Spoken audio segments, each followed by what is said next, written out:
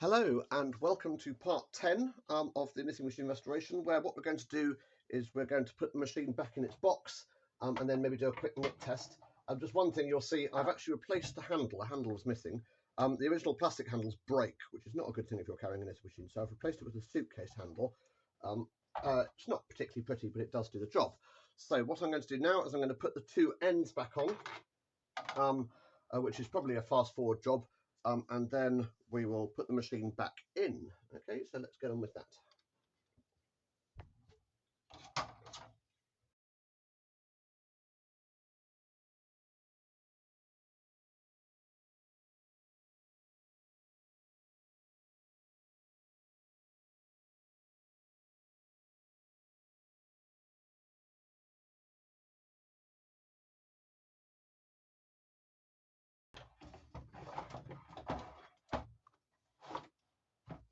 Right, so that's the ends both put on.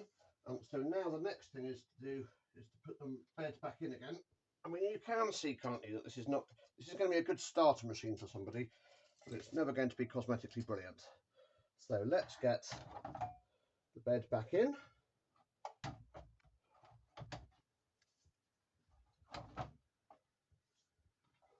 Like that.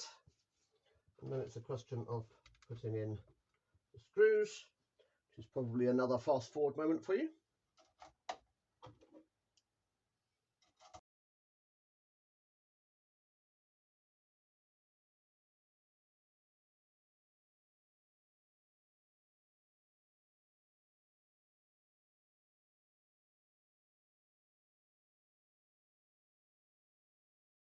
Working all right. So the next thing for me to do, I'll just do a quick slide test, make sure the needles actually do move. Okay, let's pull forward a few needles. They are quite stiff still, so that will loosen up with time. But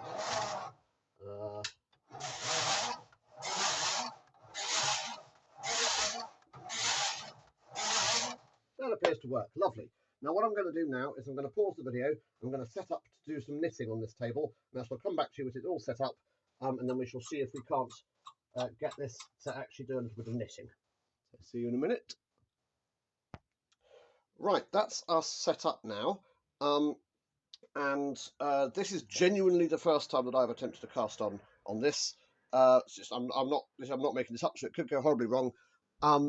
And also, it's worth saying that it's probably the first time that anybody has attempted to cast on this for 20 odd years. So let's take it. I haven't put the needle strip back on yet, but there's numbers engraved on the board, so that's fine. Let's bring forward 40 needles just to give it a try.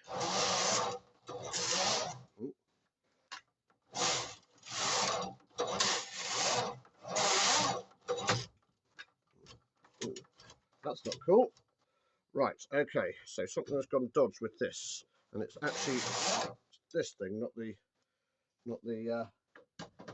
carriage itself. So that's our first thing, is to make sure that this is appropriately fitted on.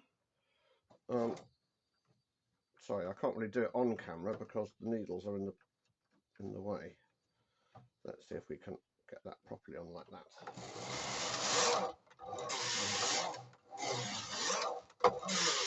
Okay, that will need some setting up and adjusting in a minute, but it's good enough to try it out. Okay, then I'm going to thread up my carriage just off camera. Okay, and I am going to attempt to do a first cast on row. So this is our first test. Lovely. Okay, the cast on row is a bit tight because the yarn at the back is catching. Oh, the cone's fallen over, that's why. Okay, lovely. Right.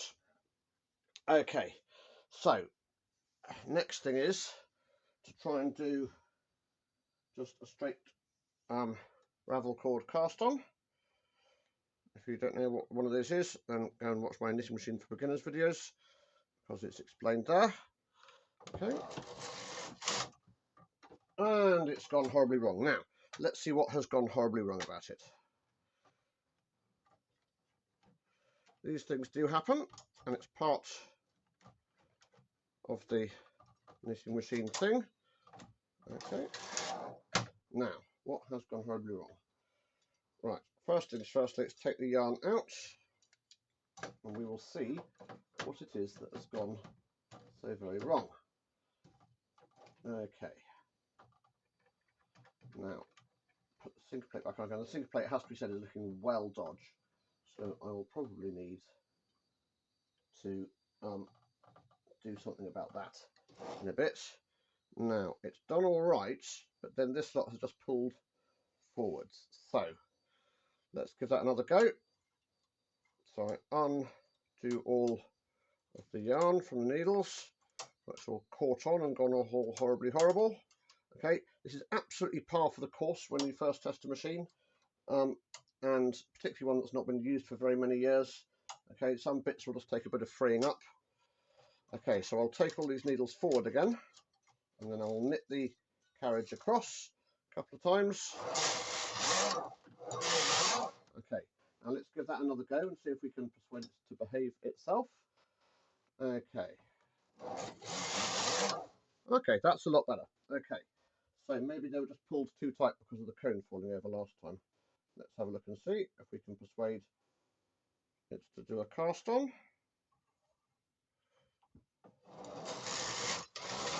Oh, that's a lot more sensible, doesn't it? Okay. Now then, last loop starting not to pull up on the edges. That is almost certainly a weight issue.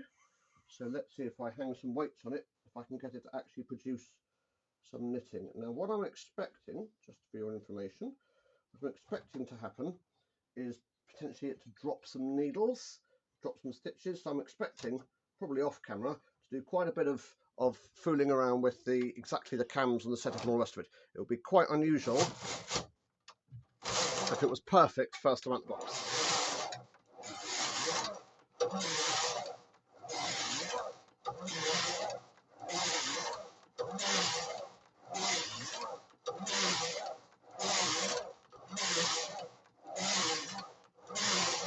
Now, when I do a final knit test for this machine, which I shall do off camera, I shall do it over all 200 stitches, and we shall see. But actually, that's not looking too bad. Let's go up some tensions and see if it can knit higher tension.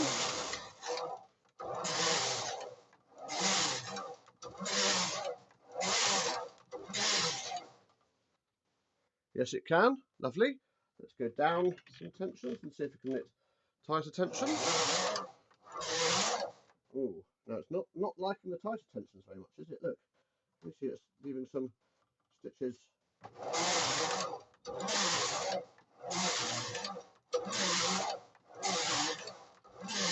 So there will be some work to do with that. Now let's put up to tension 6. Oh, hello. That's not good. Okay, what's happened? We've caught somewhere.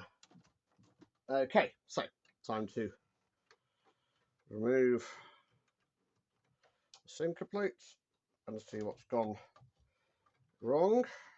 Now, the Knitmasters have got quite a nice thing going on, which is that you can lift up the central bit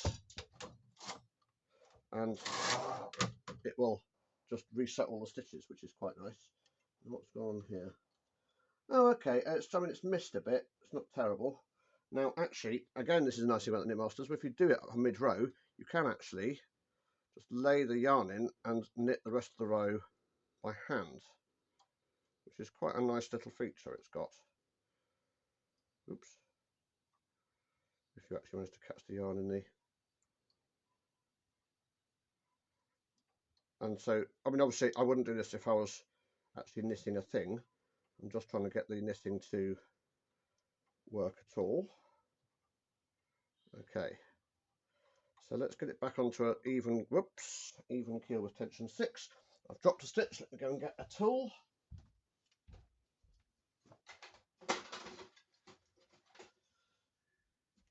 Right then.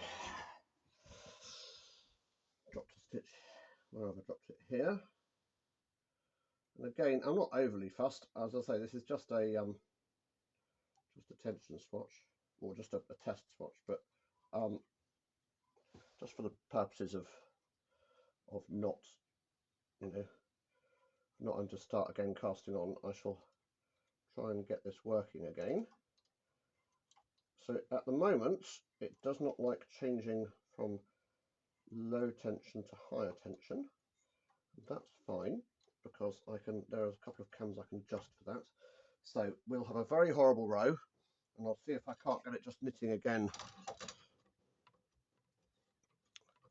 And again, the positions of all these cams and the precise adjustments is very much a service issue, and they're things that go out of sync with time, especially with neglect. And again, if you buy just a random machine on eBay, you've got absolutely no idea if it's going to work or not. Okay, I think we can go with that.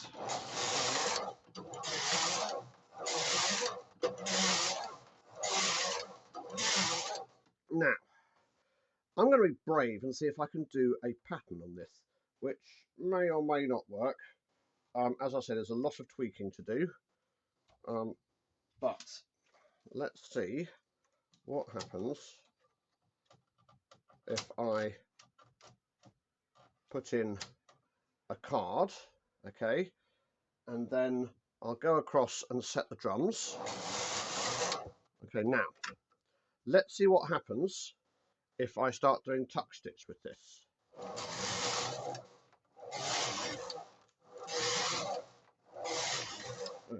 I'll tell you what happens is, I'm an idiot, I forget to put the card forward.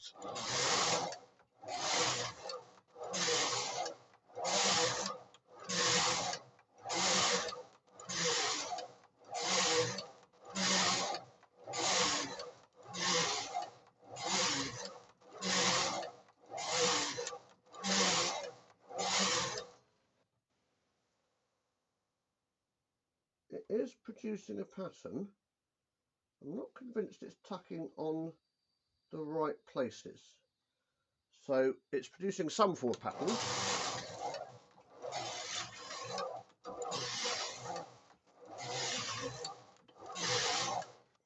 But I'm not convinced it's the right pattern. I think it might be missing some in the middle.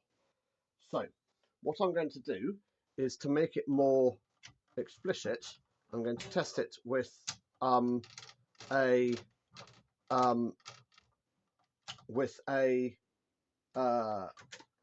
second yarn.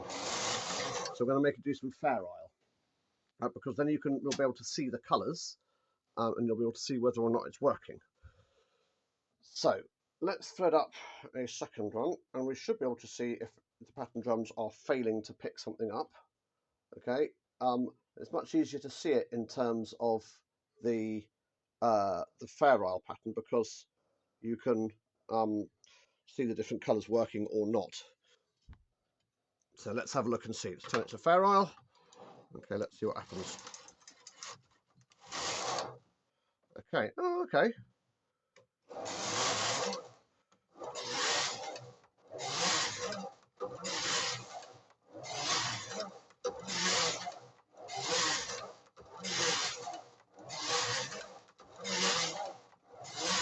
Yeah, now you can really see it's missing some.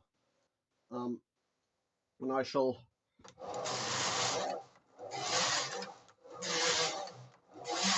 do a few rows of this, and then in a minute I'll be able to take it off.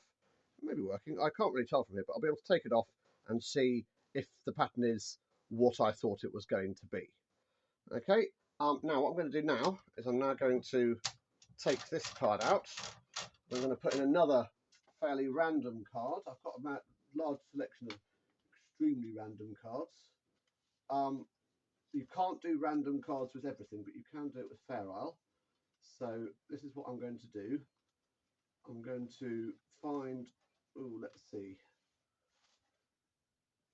Here's a nice random card. Okay, let's see if we can get this to do a thing.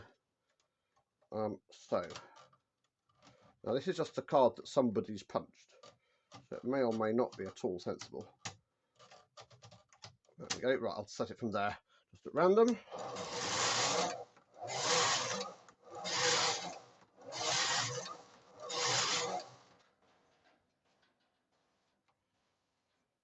And we'll see if it's managed to pattern.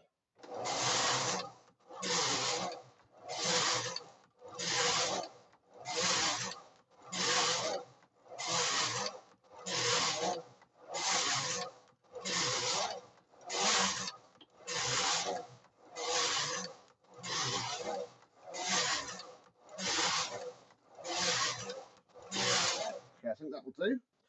So let's take this knitting off and inspect it, and we will see whether the pattern drums are working properly. So what I'll do is snap the yarns, just literally break them. Okay, and I shall bring the machine, bring it across. Let's have a look at the moment of truth. Okay, so we have got something going on here and here. Okay, and we have got some misselection of needles going on. So it's not perfect, and I shall have to have a look at the drums again, but we are getting there. So that's the end of part 10, and I shall see you next time for part 11, where we start putting it all together and actually making it into a serviceable machine. See you next time.